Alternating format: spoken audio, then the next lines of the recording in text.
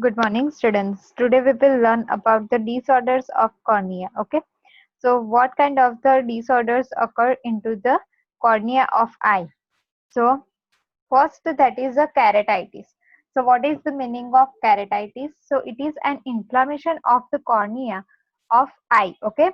So, in our eye there are different parts. Okay, that is the cornea, lens. Okay.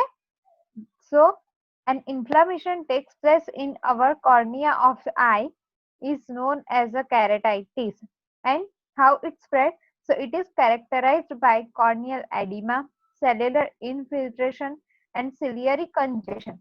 So, due to this kind of the risk factor or characteristics, the keratitis means inflammation occurs in our cornea of eye. So what are that? That is a corneal edema, means swellings occur into the corneal part. Then cellular infiltration means in cells of the eye and cornea it will be infiltrate. So due to the infiltration of cellular and ciliary congestion. So these all are the characteristics which causes the keratitis. Okay, it may or may not associated with an infection. Means we assume that this is due to the infection takes place in our eye, but it may or may not related to the infection. Okay. So next that is the risk factor. So what kind of the risk factor responsible for the keratitis? So contact lenses means wearing a contact lens while swimming, wearing them longer than the recommendation, or using water or homemade solution to store and clean lenses. Means a person who wear a lens, there are some recommendation for wearing the contact lens daily, because the use of lens is not for the prolonged, like monthly, weekly, or yearly. So there are different kind of the contact lens. So if person wearing the contact lens while swimming or wearing for the longer time, then recommendation, then it can cause an inflammation in our cornea. Then using water or homemade solution to store, means there are specially used for the contact lens and also for storing and care of the lenses. So by using normal water or homemade solution to store and clean lenses. So this is main risk factor, that is the contact lens. Then immune deficit, warm climate, eye injury, and corticosteroids means drugs which affect to the cornea. So then low immune system of the person, then warm climate means weather which is very hot or warm, and any injury occurs into the eye. So these all are risk factor responsible for the keratitis. Okay. Now classification. So topographical classification it and etiological means responsible causes. So what topographical classification? So it is again divided into two subtypes, that is the ulcerative keratitis and non-ulcerative keratitis. Okay, and what included into the etiological classification, that is the infective keratitis. So how occurs infective keratitis? Means it occurs and caused by the any kind of the bacteria, viruses like fungi and parasites. Okay, bacteria, candida, aspergillus, viruses like herpes zoster, herpes simplex. So this is the types of the bacteria and viruses. Okay. So first type of the etiological classification in that infective keratitis. Next, that is a allergic, means if any person having a allergic reaction, so it may lead to the allergic keratitis. And last, that is a traumatic, means due to any mechanical or chemical injury or trauma, our cornea may be rupture or any inflammation takes place into cornea. It may lead to the traumatic keratitis. So this is the classification of the keratitis. Next, next that is the ulcerative keratitis. So what is the ulcerative keratitis? It is also known as the corneal ulcer. Okay. So next that is the ulcerative keratitis. So what is the meaning of ulcerative keratitis? Ulceration means It is also known as a corneal ulcer formation. Okay, ulcer formation takes place into our cornea of eye, so which is known as a corneal ulcer, and it is an inflammation of cornea associated with some kind of the destruction of portion of epithelium. So in our eye, there is a portion of epithelium. If it is rupture associated with the inflammation of cornea, is known as a corneal ulcer or ulcerative keratitis. Okay. So what are the causes responsible for the ulcerative keratitis? It is divided into three, that is bacterial, fungal and viral. So in bacterial, the examples like Staphylococcus, Streptococcus aureus, pneumoniae, E. coli, okay, then gonorrhea, meningitis, etc. And in fungal, that is a Aspergillus and Candida. And what kind of the virus affect, that is herpes simplex and zoster. So these all are causes responsible for the ulcerative keratitis.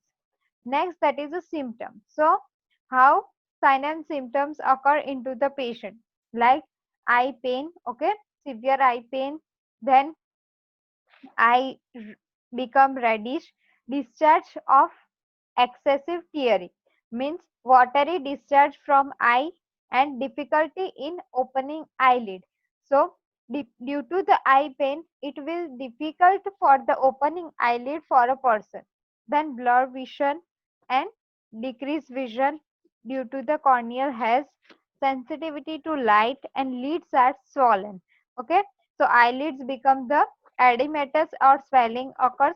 Then sensitivity to light means eye become the sensitive. We all know that our eye is very sensitive organ, but due to the ulcerative colitis, the blur vision, decrease in vision capacity and sensitivity of light occur. So these all are symptoms and signs seen into the patient due to the ulcerative keratitis. Next, that is a diagnostic evaluation or test. So how we can find out the condition into the patient that ulcerative keratitis is occurred. So first of all, eye by eye examination. How we can assess the eye examination? So divided into three, that is a pen light or slit lamp examination. So we all experience have of a eye testing, means the Snellen chart or vision of a eye checking. Okay, so we visit of that eye clinic. So in that, slit lamp examination and pen light examination occurs for the eye test.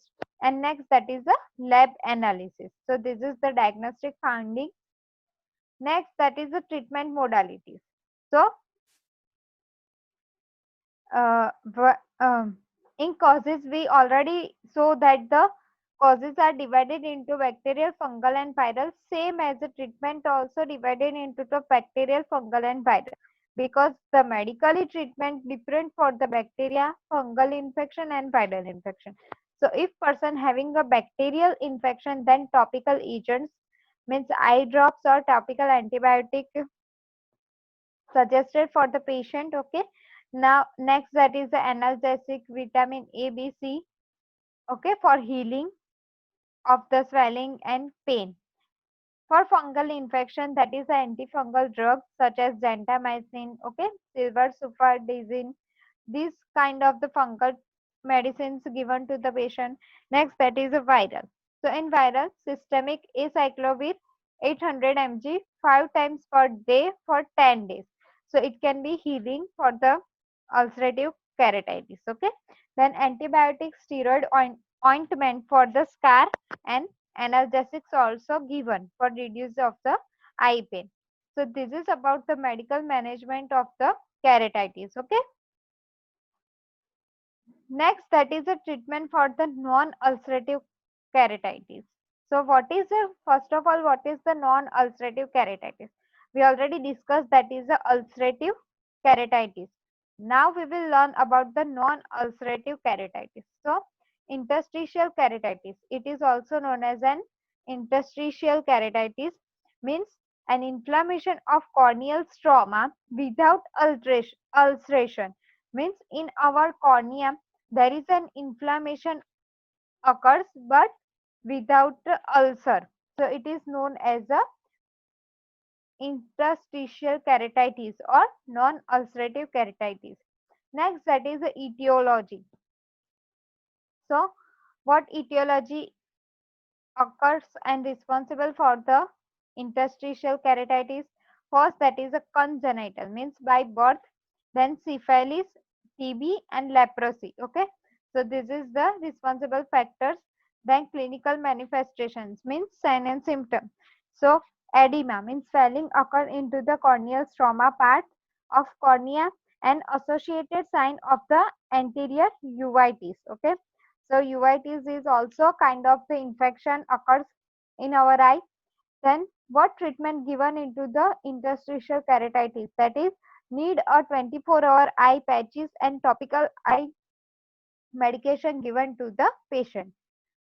Next, that is the surgical management. In surgical management, there is a one surgery known as a keratoplasty. So it is a corneal transplantation or corneal grafting, means replacement abnormal host tissue with healthy donor.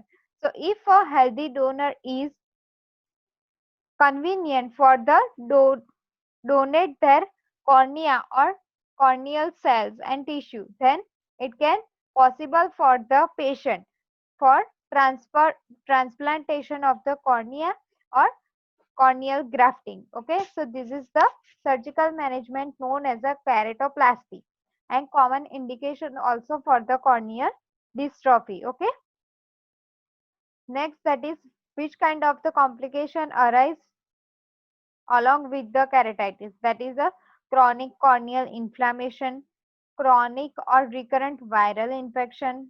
If patient's cornea is more damaged, then open sores on cornea means corneal ulcer, corneal swelling and scarring, blindness and temporary or permanent reduction in the vision capacity. So these all are complication along with the keratitis. Okay. Next, that is the nursing management.